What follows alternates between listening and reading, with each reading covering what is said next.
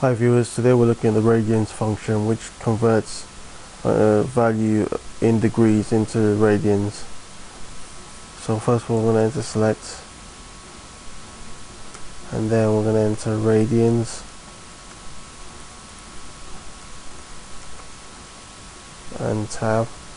And within that we're going to enter, let's say, 60 degrees, and it's going to convert that into radians, about 1 radian, 1 point something.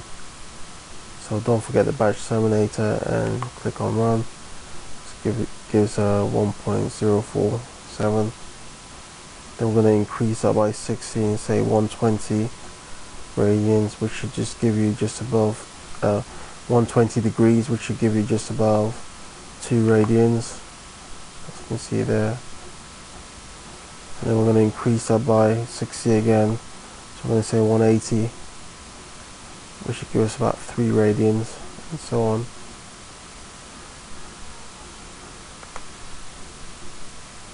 As you can see, that gives us 3.1415926 radians, which is similar to the value of pi.